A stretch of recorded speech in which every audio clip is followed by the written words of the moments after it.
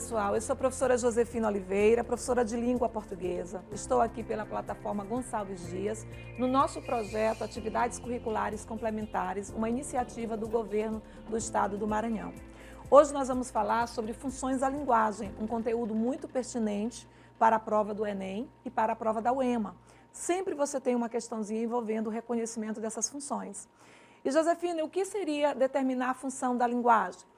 Todas as vezes que você tem um texto, que você se depara com um texto, esse texto foi produzido com uma intenção, observando sempre o foco em um dos elementos da comunicação.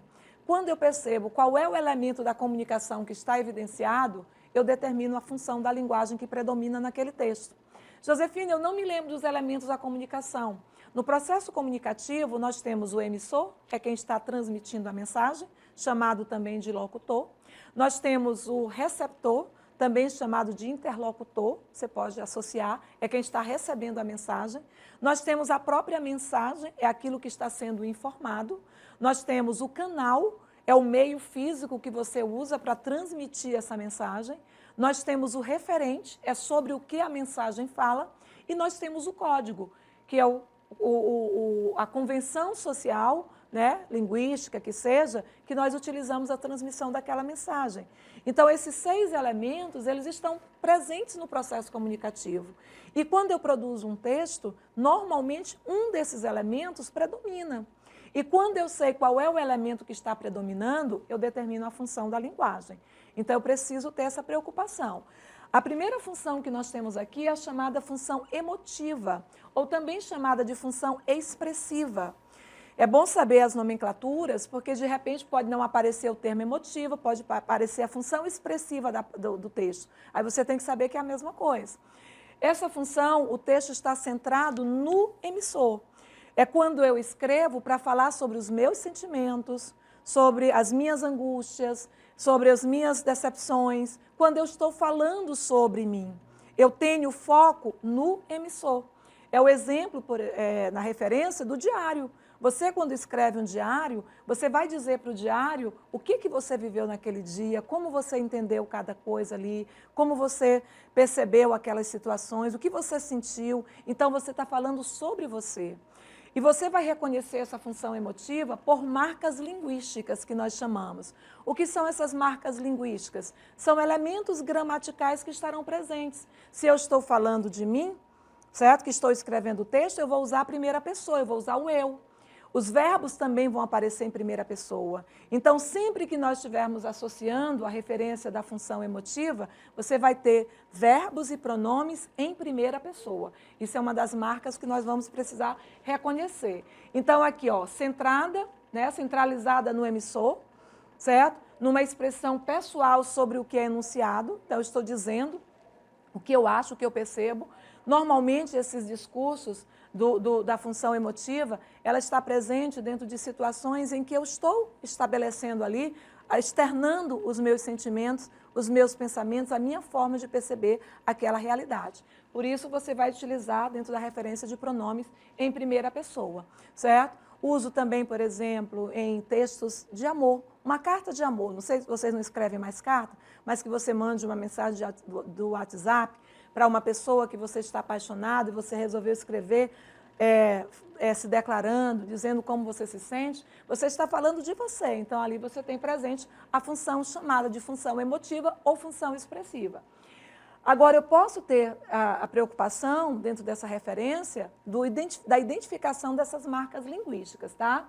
Olha só o exemplo que nós temos aqui, ó. Só uma coisa me entristece, o beijo de amor que não roubei, a jura secreta que não fiz, a briga de amor que não causei. Olha como ele está centrado nele, certo? Falando do que ele se arrepende, do que ele não fez, ele se arrepende do que ele não fez, certo? O que isso entristece ele. E olha o uso da primeira pessoa, me entristece, ou me, presente aí, certo? Não fiz, ou fiz, o verbo está em primeira pessoa. A briga de amor que não causei, eu não causei, primeira pessoa. Então, você tem as marcas linguísticas identificando a predominância da função emotiva, tá? Bom, mas também nós podemos priorizar o receptor, certo? O interlocutor. Eu posso fazer um texto para convencer você de alguma coisa. Aí o foco não está em mim, o foco está no receptor. Quando isso acontece, nós temos a função chamada de função conativa ou apelativa da linguagem. É a função que predomina nos textos publicitários. É a função que está presente quando você tem uma propaganda, compre batom, certo? Beba Coca-Cola, certo? Por quê? Porque esses textos eles vão induzir você a um comportamento. Então, as marcas linguísticas que estão presentes estão associadas à pessoa com quem eu estou falando, certo? A segunda pessoa do discurso. Então, os pronomes e os verbos estarão em segunda pessoa. Nós vamos ter presença de pronomes e verbos de segunda, nós vamos ter presença de vocativo. Josefina, eu não me lembro o que é vocativo. É o chamamento. Ei, você, turminha, atenção. Você aí, fulano, Maria, Antônio. Você está chamando, você está interpelando. Então, você está chamando a atenção do seu interlocutor. E aí você caracteriza a chamada função apelativa da linguagem. A presença também de estruturas de verbos no imperativo. Isso é muito exigido na prova do Enem. Você reconhecer essas marcas, sabendo que o imperativo, o que é o imperativo? É uma ordem, é um comando, é um verbo de comando. Então, quando eu dou uma ordem, quando eu dou um conselho, quando eu faço um pedido, eu uso estruturas imperativas. E quando eu dou uma ordem, eu estou aguardando que o meu receptor faça aquilo, certo? Então, a mensagem está centrada no receptor. Olha o exemplo aqui que nós temos. Não diga que a canção está perdida. Tenha fé em Deus, tenha fé na vida. Tente outra vez, queira, basta ser sincero e desejar profundo. Você será capaz de sacudir o mundo. Nós temos aí Raul Seixas, certo? Olha como ele começa, não diga que a canção está perdida. Tenha fé. Olha as estruturas imperativas. Tenha fé na vida, tente outra vez. Então, observe que a mensagem é para o receptor, focado no receptor. Então, a função que está evidente aqui é a função conativa ou função apelativa da linguagem. Mas eu também posso me preocupar com a mensagem. Eu posso ter uma preocupação de como transmitir a mensagem. No caso, caracterizando a chamada função poética. O que é a função poética? É quando eu me preocupo a forma de transmitir aquela mensagem. Eu não somente dou a informação, mas eu dou de uma forma diferente. Por exemplo, Drummond, quando ele diz, no meio do caminho tinha uma pedra no meio do caminho, ele estava falando sobre as dificuldades, os obstáculos da vida. A palavra caminho representa a nossa vida, a nossa existência. A palavra pedra estaria representando aí, associando aí a uma situação de obstáculos, de dificuldades. Então perceba que nesse contexto ele busca uma forma diferente para falar sobre aquela realidade. Ele dá um tratamento estético para a linguagem. Por isso que é chamado de função poética e às vezes também chamado de função estética, tá? A preocupação é com a mensagem, a forma como ela é apresentada, característica dos textos poéticos, né? Olha o exemplo aqui de Mário Quintana. Se as coisas são inatingíveis, ora, não é motivo para não querê-las. Que tristes os caminhos, se não fora a presença distante das estrelas. O que ele está dizendo? Que mesmo que você não tenha como atingir um objetivo seu, sonhe. Certo? Porque os sonhos, eles iluminam a nossa existência. Então, ele faz um paralelo com os nossos desejos, mesmo que sejam desejos que nós não vamos conseguir realizar, eles dão luz para o nosso caminho. E aí ele compara com as estrelas, que mesmo distantes, né, os caminhos não conseguem alcançar as estrelas, mas elas iluminam. Então, ele tem aqui uma referência metafórica para nos falar sobre isso, sobre a questão dos sonhos, da importância de sonharmos, de desejarmos, mesmo que a gente não atinja, mas sonhe alto, porque isso vai dar luz para a sua vida, certo? E aí ele traz as metáforas associadas aqui. Então, ele teve uma preocupação no como dizer, caracterizando a função poética. Aí nós vamos ter a função referencial, que é a preocupação com o referente, com o meio, certo? Dando aí ênfase para os textos jornalísticos, as notícias, as reportagens, certo? Vai falar sobre o que está acontecendo, sobre os fatos. Então, nós vamos ter uma predominância de uma função referencial. Uma aula de geografia, por exemplo, é um exemplo de uma função referencial. O seu professor de geografia, ele fala sobre relevo, ele fala sobre a geopolítica, certo? Ele vai falar sobre a questão dos rios e tudo mais, certo? Da questão da vegetação. Então, ele está informando sobre a realidade. Então, é a função referencial que está presente nessa aula, tá? A preocupação com o contexto, com a realidade. Olha o exemplo colocado aqui. A reforma do ensino médio será instrumento fundamental para a melhoria do ensino no país.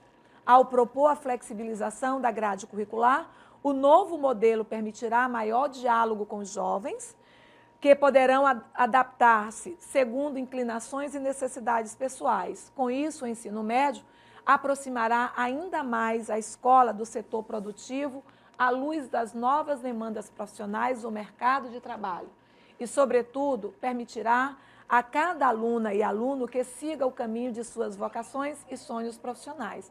Nós temos aqui a secretaria informando sobre o novo ensino médio, certo? Então, nós temos um texto informativo sobre uma realidade. Então, a função que predomina nele é a função referencial, tá? Mas eu também posso ter a preocupação de focar no meio, no canal que eu estou transmitindo a mensagem. Certo? Quando eu tenho essa preocupação com o meio, com o canal, eu tenho a função fática, chamada função fática. Quando você chega a algum local que você diz bom dia, boa tarde, certo? Você não está nem preocupado, às vezes, com o dia daquela pessoa. Você diz isso só para abrir o canal, para que a pessoa responda e daí você comece a conversar. Então, percebam que, nesse caso, a referência da função fática é exatamente perceber o canal, botar o canal em funcionamento, testar o canal, para ver se ele está sendo efetivo ou não. Você atende ao seu celular e você diz assim, alô, alô, quem está falando? Alô, está me ouvindo? Isso caracteriza a função fática. Eu estou testando o canal, estou vendo se o canal está em funcionamento ou não. Tá? E nós utilizamos muitos exemplos na linguagem cotidiana. Aqui traz uma referência da função fática, é só uma forma de iniciar um comportamento comunicativo, iniciar um diálogo. Às vezes você está na fila do banco, aí você começa a falar sobre o tempo, que o tempo estava chuvoso e tudo mais, certo? Fazendo uma associação aí só para puxar a conversa. É puxar a conversa, e depois a conversa engata e vai embora. Então, nisso você usa algumas expressões, alguns termos, só para dar início àquela conversa. É o exemplo do texto de Chico Buarque aqui. Ele diz, olá, como vai? Eu vou indo, e você, tudo bem? Tudo bem, eu vou indo, correndo pegar meu lugar no futuro, e você? Tudo bem, eu vou indo, em busca de um sono tranquilo. Quem sabe? Quanto tempo? Pois é, quanto tempo? O nome desse poema de Chico Buarque é Sinal, certo? Aqui é um diálogo estabelecido entre duas pessoas no momento de um sinal, num semáforo. Então, é um diálogo que eles conversam, mas é evidente que eles não têm uma consistência de informação. Eles só vão perguntando um para o outro e eles vão dando respostas vagas só para estabelecer a comunicação. O sinal abre e eles vão embora, certo? Então, isso caracteriza a função fática, né? Fazendo uma referência aí do teste do canal. E a última função que nós temos é a função metalinguística, que é a função que se preocupa com o código. É o código falando do código. Por exemplo, a nossa aula aqui é metalinguagem. Por que é metalinguagem? Porque eu estou usando aspectos da língua portuguesa para falar sobre a própria língua portuguesa. Nós estamos usando a linguagem para falar da linguagem. Então, isso é metalinguagem. Por exemplo, o professor de geografia, ele vai falar sobre a realidade do relevo, certo? Ele vai falar sobre a questão dos rios, a questão da geopolítica, tá? Ele não vai falar da geografia em si, ele vai falar de um código em si. Ele vai usar um código para falar de um contexto, por isso é referencial. Nós não. Nós vamos usar o código linguístico para falar sobre o próprio código linguístico. Então, isso é metalinguagem. O cinema falando do cinema, o teatro falando do teatro, a arte falando da arte, tudo isso caracteriza a metalinguagem. Tá? É quando o código se volta para si. Ele fala de si próprio, tá? Associando aí. Olha o exemplo. Nós temos aqui João Cabral de Melo Neto. Catar feijão. Ele diz assim, ó, catar feijão se limita com escrever. Jogam-se os grãos na água do alguidar e as palavras na folha de papel. E depois joga-se fora o que boiar. Certo, toda palavra boiará no papel. Água congelada. Por chumbo seu verbo. pois para catar esse feijão, soprar nele e jogar fora o leve e oco, palha e eco, certo? Então, o que ele faz? Um paralelo entre o catar feijão, que você vai tirando aqueles que não prestam, joga fora, e o escrever, certo? Que também você tem que tirar aquilo que é demais, aquilo que não acrescenta, certo? Quando você também está escrevendo, você escreve, mas depois você tira aquilo que é desnecessário, certo? Aquilo que não está de qualidade. Então, ele faz um comparativo.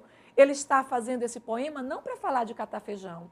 Esse poema é para falar da importância da escrita, certo? Da preocupação do escrever, que você precisa tirar o que não tem qualidade, o que não presta, certo? E deixar só o que é bom, né, na construção do texto. Então, ele usa o código, né, para falar da própria escrita. Ele usa o código linguístico, ele usa o texto para falar da própria construção do texto. Então, o código se volta para o código e isso caracteriza a metalinguagem, ok? Certo? Entendendo que sempre eu tenho que me preocupar na referência de quem está predominando. Eu sempre observo qual é a finalidade do texto. Com que finalidade esse texto foi produzido?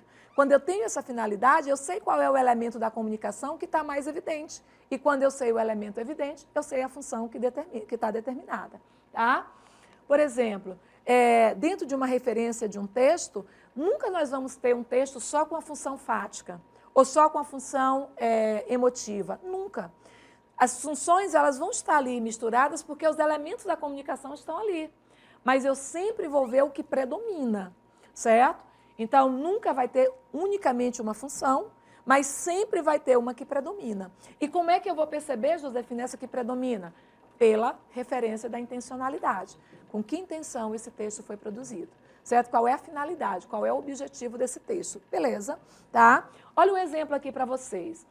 Eu não vou ler o texto todo, porque depois vocês podem fazer a leitura com mais tranquilidade. Mas a ideia desse texto aqui é falando sobre a questão é começar, né? Eu acho que dá tempo a gente ler, vamos lá. Ele diz assim, coçar e comer é só começar. Conversar e escrever também. Na fala, antes de iniciar, mesmo numa livre conversação, é necessário quebrar o gelo. Em nossa civilização apressada, o bom dia, o boa tarde, o como vai, já não funcionam para engatar a conversa. Qualquer assunto servindo, fala-se de tempo ou de futebol. Terminei de exemplificar isso para vocês, certo? No escrever também poderia ser assim, e deveria haver para a escrita algo como conversa vadia, com que se divaga até encontrar assunto para um discurso encadeado. Mas a diferença da conversa falada nos ensinaram a escrever e na lamentável forma mecânica que supunha texto prévio, mensagem já elaborada. Escrevia-se o que antes se pensara. Agora entendo o contrário, escrever para pensar, uma outra forma de conversar. Assim fomos alfabetizados, em obediência a certos rituais. Fomos induzidos a, desde o início, escrever bonito e certo. Era preciso ter um começo, um desenvolvimento e um fim pré-determinados. Isso estragava porque bitolava o começo e todo o resto. Tentaremos agora quem? Eu e você, leitor. Conversando, entender como necessitamos necessitamos nos reeducar para fazer do escrever um ato inaugural, não apenas transcrição do que já tínhamos em mente, do que já foi pensado ou dito, mas inauguração do próprio pensar. Espera aí, pare aí. Me diz você, o escrevente escreve antes, o leitor lê depois. Não, lhe respondo, não consigo escrever sem pensar em você por perto, espiando o que escrevo. Não me deixe falando sozinho, pois escrever é isso aí. Iniciar uma conversa com interlocutores invisíveis, imprevisíveis, virtuais, apenas, sequer imaginados de carne e osso, mas sempre ativamente presentes. Depois é espichar conversas e novos interlocutores surgem, entram na roda, puxam assunto, termina-se sabe Deus onde. Nós temos uma referência aqui de Marx, dentro da referência do que é escrever, tá? Na associação. Mas a questão, ela é interessante, foi uma questão do Enem que ela trouxe essa referência aqui. Ele diz assim, ó, em nossa civilização apressada, o bom dia ou boa tarde já não funcionam para engatar a conversa. Qualquer assunto servindo, fala-se do tempo ou de futebol. Fez-se referência à função da linguagem cuja meta é quebrar o gelo, né? Cuja função é... Olha só, ele já entregou tudo aqui. Se a meta dessa função é quebrar o gelo, é abrir o processo comunicativo, é claro que nós estamos falando da função fática, certo? Está associado aqui à função fática. Percebam aí como um ponto de preocupação, tá? Na identificação, na relação estabelecida aí do próprio enunciado. Ele já me disse, ele não está falando do texto em si, porque se ele estivesse falando do texto em si, a função que predomina nesse texto é a função metalinguística. Por que metalinguística? Porque ele está falando da própria construção do texto, da própria produção do texto. Mas ele não pediu isso na questão. Ele pediu em relação a essa passagem do texto, que fala sobre essas expressões que normalmente nós utilizamos, e essas expressões, elas caracterizam a função fática. Beleza? Tá? E aí nós temos a segunda questão do Enem. E o texto traz aqui, olha, a biosfera, que reúne todos os ambientes onde se desenvolvem os seres vivos, se divide em unidades menores chamadas ecossistemas, que podem ser uma floresta, um deserto e até um lago. Um ecossistema tem múltiplos mecanismos que regulam o número de organismos dentro dele, controlando sua reprodução, crescimento e migrações. O que nós temos aqui? É um texto que fala sobre a biosfera. Olha, se é um texto que fala sobre a biosfera, que fala da questão dos ambientes, dos seres vivos e tudo mais, certo? O texto está centrado no contexto, na realidade, tá? Então, se está centrado no contexto, na realidade, nós temos um texto referencial. Vamos ver o que a questão traz? Predomina no texto a função da linguagem, ó, a questão do Enem. Emotiva? Não. Para ser emotiva, teria que ter a primeira pessoa. Não tem primeira pessoa, o texto está escrito em terceira, certo? Então, a função referencial. Função fática. Qual é a função fática? Terminamos de falar, o teste do canal, para colocar o canal em funcionamento. Aqui não, o texto ele foi só apresentando a informação. Ele não ficou testando se o receptor estava acompanhando ou não. Tá? Então, atentem aí para o detalhezinho. Função poética, nós temos um texto com a preocupação de uma linguagem, com o uso de metáforas e tudo mais? Não. Nós temos um texto em linguagem denotativa, objetiva, certo? Nós não temos a conotação, nós não temos a linguagem figurada. Então, não caracteriza a função poética.